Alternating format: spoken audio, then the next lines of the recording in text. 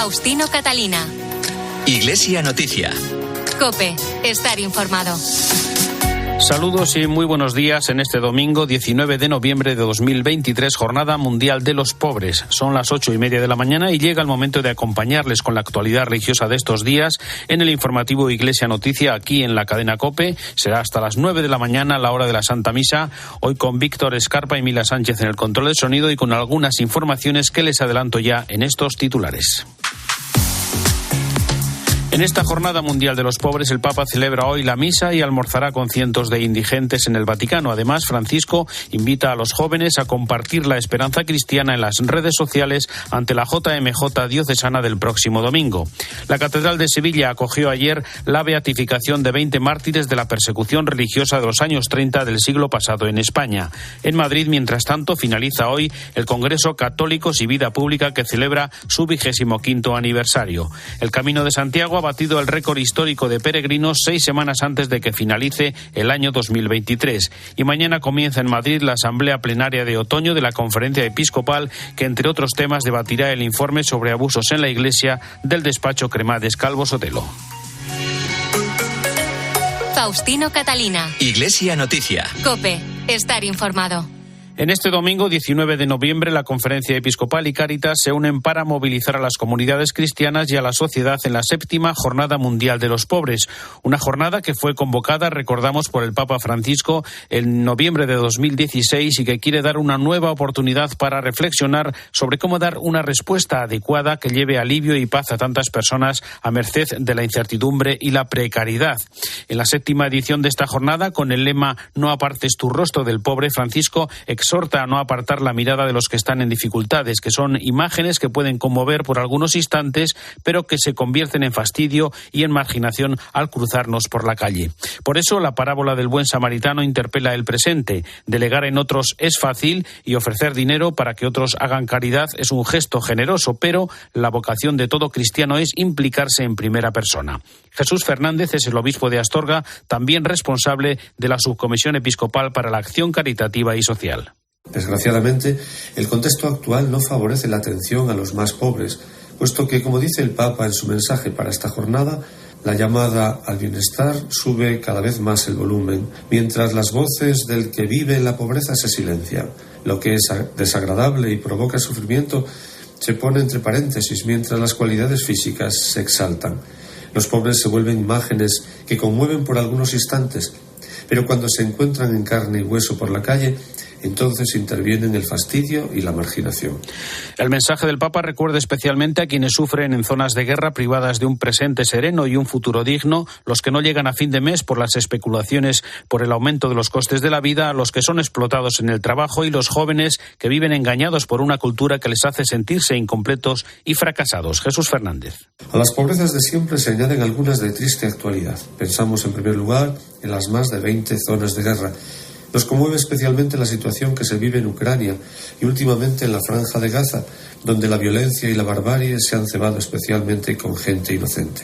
No echemos en saco roto las palabras del Papa Francisco. La guerra es un fracaso de la política y de la humanidad, una claudicación vergonzosa, una derrota frente a las fuerzas del mal. Otra importante fuente de pobreza está en las especulaciones que causan un dramático aumento de costes que vuelven a muchísimas familias aún más indigentes. Por otra parte, la inflación está creciendo a un ritmo mayor que los salarios. El propio trabajo necesita reforzar su esqueleto ético. Efectivamente, muchos trabajadores sufren un trato inhumano, puesto que la retribución que reciben no corresponde con el trabajo realizado. Son víctimas de la precariedad. Ven correr peligro sus vidas por anteponer el beneficio inmediato a la seguridad. La Catedral de Sevilla acogió en la mañana de ayer sábado la ceremonia de beatificación de 20 mártires de la persecución religiosa de los años 30 del siglo pasado en España. 10 sacerdotes, un seminarista y 9 fieles laicos. Una causa de beatificación que encabeza el que fuera párroco de Constantina, Manuel González Serna. COPE Sevilla, Manuel Salvador. Desde ayer son beatos estos 20 mártires sevillanos, 10 sacerdotes, un seminarista y 9 cristianos laicos que fueron víctimas de la persecución religiosa que se desató en la España de 1936. 11 años de una exhaustiva investigación histórica y testimonial que se inició en 2012 han culminado con esta beatificación aprobada por el Papa Francisco en el mes de junio pasado, un decreto que reconoce el martirio por el odio de la fe. La celebración de la Eucaristía y el rito de beatificación ha estado presidida por el cardenal Marcelo Semeraro, el prefecto del Dicasterio para las Causas de los Santos, y por el arzobispo de Sevilla, Monseñor José Ángel Sáez Meneses, el cual ha pedido la intercesión de los mártires para que seamos artífices de reconciliación en la sociedad. Por la fe, los mártires entregaron su vida como testimonio de la verdad del Evangelio, que los había transformado y hecho capaces de llegar hasta el mayor don del amor, con el perdón de sus perseguidores. Que este acto sea un acontecimiento de gracia, que revitalice la fe de nuestras comunidades cristianas, que haga de ellas espacios de justicia, de amor y de paz, también de convivencia y reconciliación. Para Monseñor Sáez Meneses, estos mártires que murieron perdonando a quienes les quitaban la vida constituyen un ejemplo para los cristianos de hoy. Seguramente no nos encontraremos en la tesitura de dar la vida material como ellos, pero sí que estamos llamados a vivir esa dimensión martirial de la vida cristiana con una vida cristiana auténtica, que aspira a la santidad, que aspira a la entrega total, que aspira a vivir el amor. La magnífica catedral hispalense ha estado rebosante de fieles, muchos de los cuales han llegado en peregrinación desde las localidades de nacimiento y martirio de los beatos, y hubo mucha emoción en el momento en que se desvelaron 2 tapices a ambos lados de la nave del crucero con las imágenes de los 20 mártires. Sufrieron un verdadero martirio, fueron capturados, maltratados, fusilados durante la persecución religiosa de aquellos años. Dieron su vida por defender su fe y su testimonio nos lo acerca ahora José Melero. Buenos días. Buenos días. La mayoría de ellos eran curas en pueblos de la provincia, muchos de ellos de la Sierra Norte o en la zona limítrofe con Huelva. Con la instauración de la República crece ese ambiente anticlerical, lo que se tradujo en amenazas, persecuciones o quema de iglesias. Ninguno se quedó de brazos cruzados ante estos ataques, lo que sin saberlo les costaría la vida con el estallido de la guerra. Es lo que le ocurrió a Manuel González Serna. Víctor Daniel Regalado es su sobrino tataranieto. Entonces a esos 64 lo sacaron al patio. El patio tenía una galería arriba, una galería porticada hacia arriba, y desde arriba pues empezaron a tirarle bombas de mano y a dispararles, y eso entonces fue una carnicería total.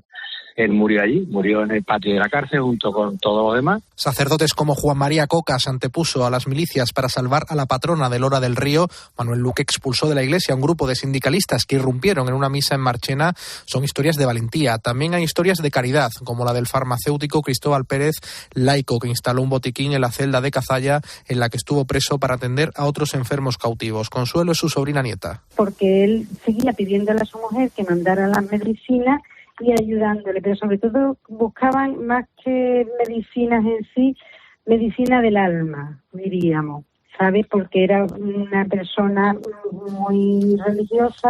Muchos de los fusilados eran miembros de una misma familia, como el caso de Salvador, párroco del Saucejo, que siempre estuvo acompañado de su hermano pequeño, Rafael. Ambos fueron expulsados junto a su madre agonizante de la parroquia cuando las milicias tomaron el municipio. Tras un mes recluidos, fueron asesinados en la plaza Abrazados. Emilia Chico es la sobrina de Salvador y Rafael. Pues defendiendo a su hermano por la fe cristiana, pero también por su hermano. No quiso dejarlo en ningún momento. Desde que se escondió, desde que fueron a por ellos la primera vez y hasta que los mataron, él estuvo siempre con su hermano. Y creo que dicen que murieron abrazados. Le pegaron los tiros y murieron abrazados. Muchos de estos familiares no conocieron a sus antepasados beatos, pero siempre han estado muy presentes. Aseguran que en una sociedad tan crispada como la de hoy, son ejemplo de perdón.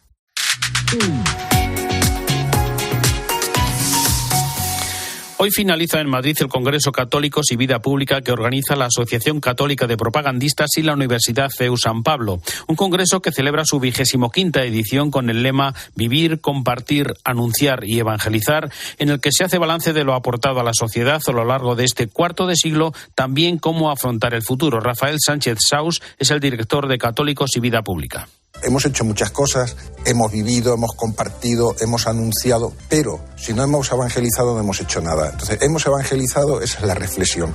Creemos que hemos evangelizado y es lo que queremos seguir haciendo. Experiencia nuestra, después de que han pasado miles y miles de personas a lo largo de todos estos años por las diferentes sesiones, es que esos frutos existen. Entonces, yo sí tengo mucha confianza en que ha habido muchos frutos, porque si la asociación y el CEU han mantenido durante 25 años esta experiencia, es porque esos frutos se han notado, si no, no hubiese tenido ningún sentido mantenerlo.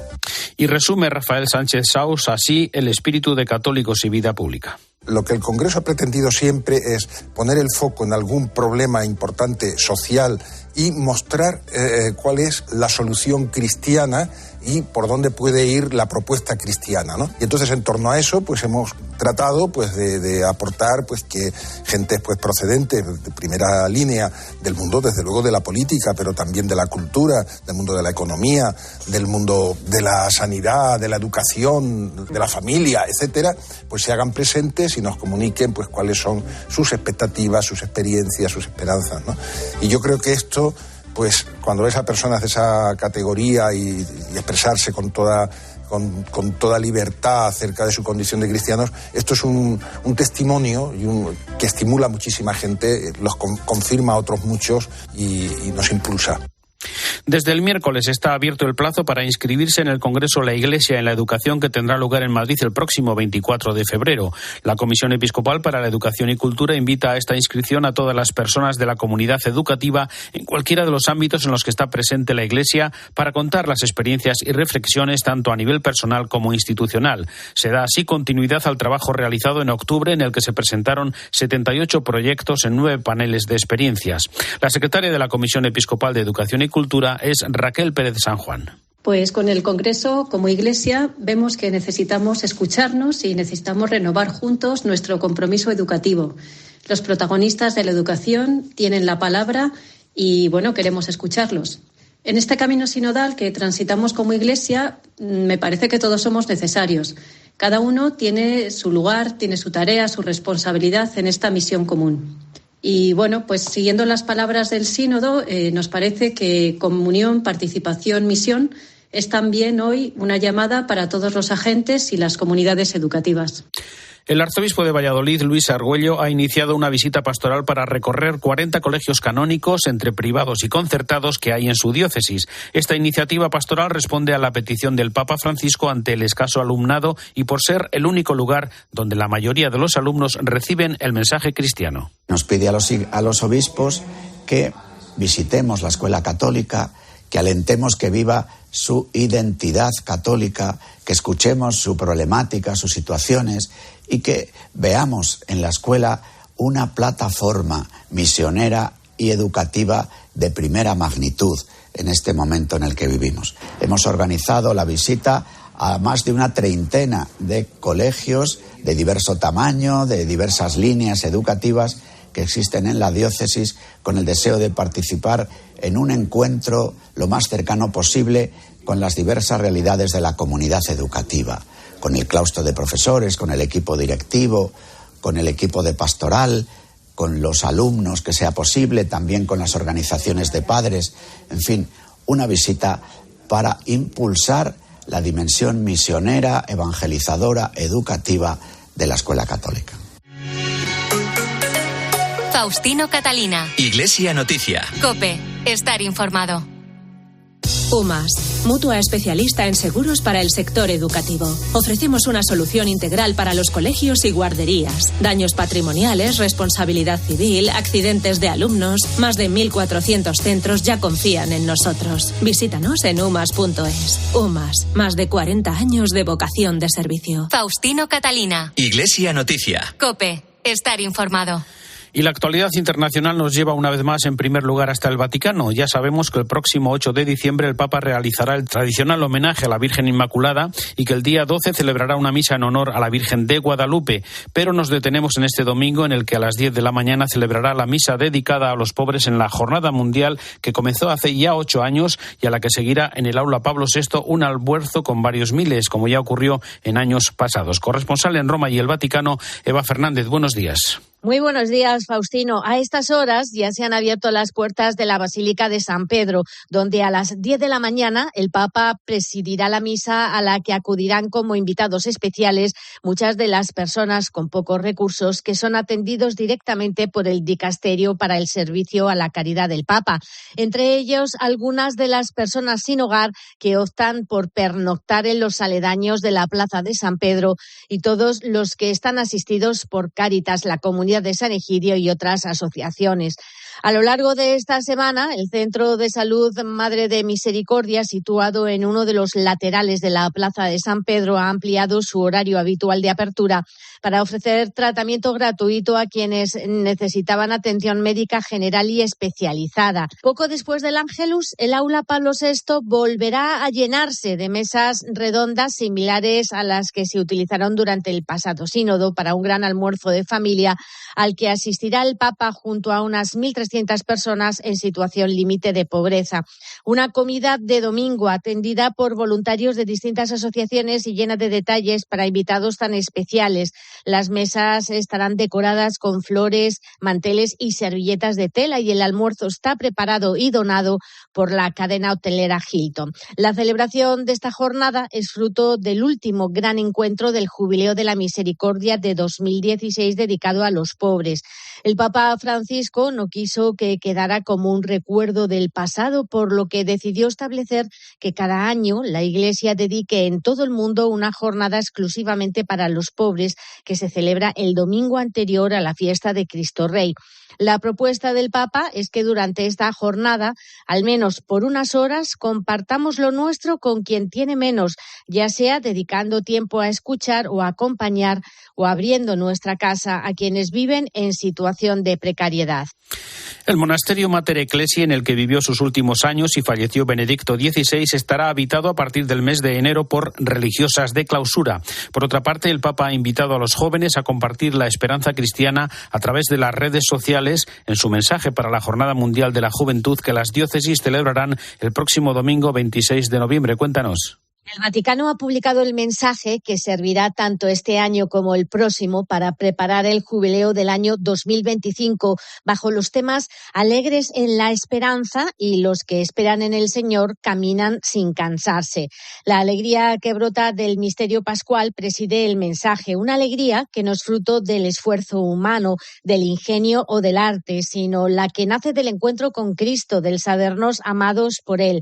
En el texto, el Papa recuerda que aunque la juventud es un tiempo lleno de esperanzas y sueños, vivimos en una época en la que para muchos la esperanza es la gran ausente, pero no podemos olvidar que Dios no nos deja nunca solos y mantiene su promesa. En el texto también subraya que la esperanza se alimenta con la oración y propone a los jóvenes que se conviertan en sembradores de la esperanza en la vida de sus amigos y de todos aquellos que nos rodean.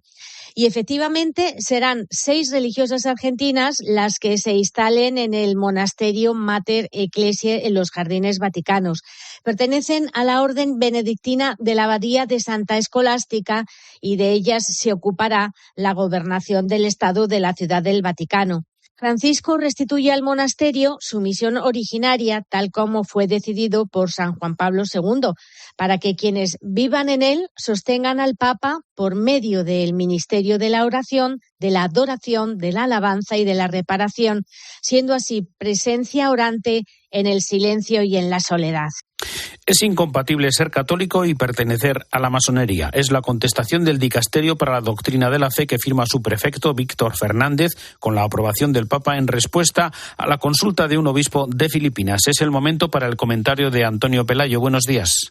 Buenos días, Faustino. Para hablar o escribir sobre la masonería conviene liberarse antes de la ignorancia, los prejuicios o los infundios. Estos últimos han sido múltiples. Les ofrezco 2 ejemplos. La falsa acusación hace algunos años de que varios cardenales eran masones y el permanente recurso del contubernio judío-masónico del franquismo como causa de los males de España. Los papas desde hace siglos han condenado a la masonería. El primero en hacerlo fue Clemente XII a principios del siglo XVIII, seguido por Benedicto XIV y sus seguidores, con casos excepcionales como el de León XIII, que lo hizo en 3 ocasiones sucesivas. Más recientemente, Pío XII insistió en la condena absoluta. No lo hicieron los padres del Concilio Vaticano II, pero en 1983 la Congregación para la Doctrina de la Fe, cuyo prefecto era entonces el cardenal Ratzinger, reiteró que no ha cambiado el juicio negativo de la Iglesia respecto a las asociaciones masónicas y, en consecuencia, los fieles que pertenezcan a ellas se hallan en estado de pecado grave y no pueden acercarse a la Eucaristía. En el 2016, el cardenal Ravasi, presidente del Pontificio Consejo para la Cultura, escribió un artículo titulado «Queridos hermanos masones», en el que les invitaba a un sincero diálogo con la Iglesia. Esta semana, el Dicasterio para la Doctrina de la Fe, cuyo prefecto es el cardenal argentino Víctor Fernández, con la aprobación del Papa, ha respondido a un obispo filipino que se inquietaba por el continuo aumento de sus fieles que se adherían a la masonería.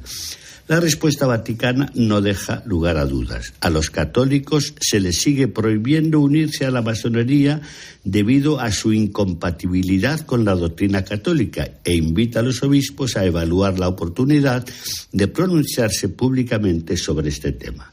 Por lo tanto, quienes formal y conscientemente sean miembros de logias masónicas y hayan abrazado los principios masónicos quedan comprendidos en las disposiciones vigentes en el actual Código de Derecho Canónico, es decir, una pena justa que en algunos casos puede ser la excomunión. Desde Roma les ha hablado Antonio Pelayo. Gracias, Antonio. El cardenal Czerny, prefecto del Dicasterio para el Servicio del Desarrollo Humano Integral del Vaticano, ha publicado una carta al cumplirse los 34 años del asesinato de los jesuitas y 2 colaboradoras en El Salvador, que fue el pasado jueves. En ella recuerda su testimonio de palabra y con los hechos como ejemplo a seguir ante la crisis de cultura que hay tras los riesgos ecológicos para preservar en nuestro mundo los recursos naturales y cuidar la casa común. Y recordamos 2 noticias más del Vaticano con la habitual audiencia general del miércoles, también la presentación de una campaña para sensibilizar a la opinión pública sobre el importante papel de los médicos de familia. Cuéntanos, Eva. Esta semana el Papa ha concluido su ciclo de catequesis sobre el celo católico, recordando que los cristianos tienen motivos más que suficientes para estar alegres y que, por lo tanto, un cristiano descontento, triste, insatisfecho o, peor aún, resentido y rencoroso no es creíble. Los cristianos no podemos ser gente triste, ni mucho menos resentida, traumatizada por los propios fracasos o el devenir de la sociedad. Al contrario, la fuerza de nuestro anuncio está en ser capaces de comunicar la alegría que nace del encuentro con Jesús, incluso en circunstancias difíciles. Pero para eso somos nosotros los primeros que debemos ser evangelizados. Y una semana más también insistió en su habitual llamamiento para combatir el olvido, pidiendo que no dejemos de rezar a diario por la paz en un mundo donde persisten tantas guerras. Preghiamo, fratelli e sorelle, per la pace. Recemos por la paz, de modo especial por la martirizada Ucrania y después por Tierra Santa, Palestina, Israel. Y no nos olvidemos de Sudán del Sur, que sufre tanto, y pensemos en todas las guerras. Que cada día nos tomemos un tiempo para rezar por la paz. Queremos la paz. Vogliamo la pace. Y tal como decías, también esta semana se ha presentado en el Vaticano la campaña Gracias Doctor, una iniciativa apoyada por la Academia para la Vida y la Asociación Somos Community Care de médicos sin ánimo de lucro, con la que se pretende sensibilizar a la opinión pública sobre el importante papel de los médicos de familia que en muchos países no tienen ni apoyo ni reconocimiento profesional.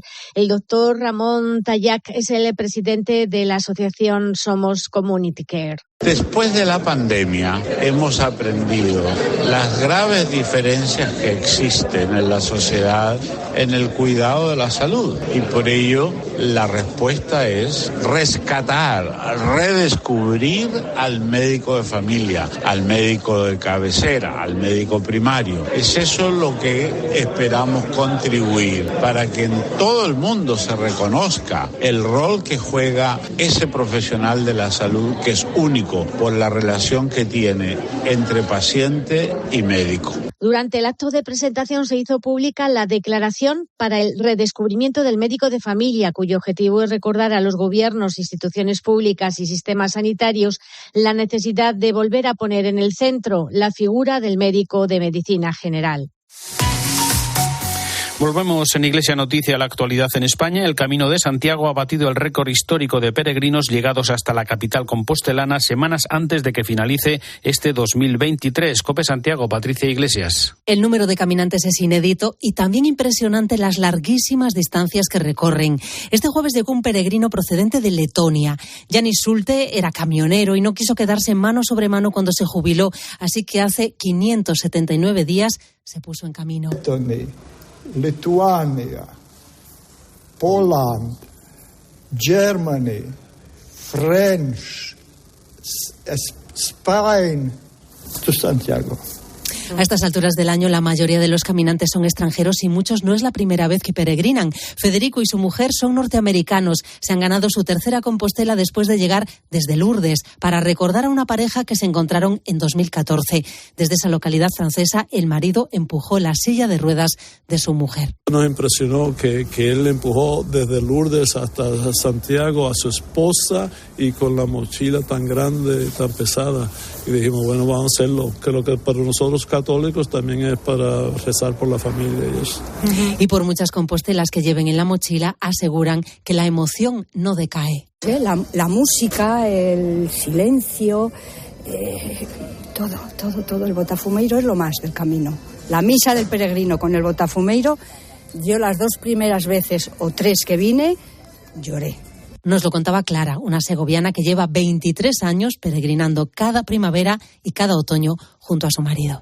La Unión Católica de Informadores y Periodistas de España ha concedido el Premio Lolo de Periodismo al periodista Fernando Bonete. Es crítico cultural del diario El Debate, colaborador de COPE, 13 y Eclesia, y su perfil de Instagram sobre literatura tiene el mayor volumen de seguidores en España, con más de 310.000 seguidores y un alcance de 3 millones de usuarios al mes. Pues acojo el premio con una gran alegría y agradecimiento, no solo por el reconocimiento personal a mi trabajo en el ámbito de la crítica cultural y literaria, sino también por el hecho de que un premio de periodismo no especializado se haya interesado por fin, haya querido poner el foco en la cultura, una dimensión que en muchas ocasiones ocupa injustamente una posición menor.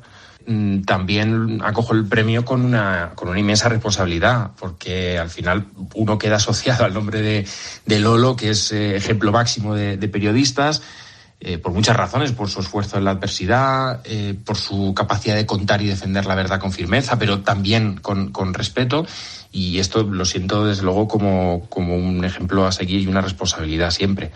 Y el Departamento de Pastoral de la Carretera de la Conferencia Episcopal se une hoy en oración por las víctimas de accidentes de tráfico en el Día Mundial de Recuerdo de esas víctimas que desde 2006 promueve Naciones Unidas. José Aumente es el responsable de Pastoral de la Carretera en la Conferencia Episcopal. La Iglesia, que es madre, tiene que estar donde están sus hijos. Unos a llorar los que se han muerto, sobre todo encomendarles a la misericordia de Dios, y otro acompañar también a los que han quedado mal heridos, y muchísimas familias rotas, muchísimas rotas. Y puedo asegurar que una silla vacía debido a que una persona ha fallecido en un accidente de tráfico es una herida abierta para la familia a las 24 horas del día de todos los días.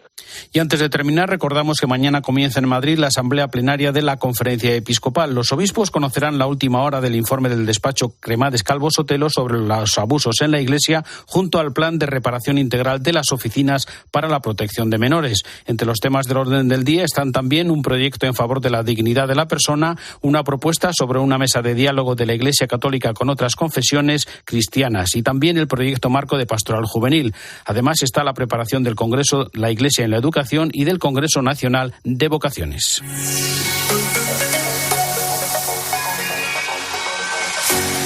Hasta aquí el informativo Iglesia Noticia, programa 1855 en este domingo 19 de noviembre de 2023. Volveremos dentro de 7 días. Un saludo de Faustino Catalina.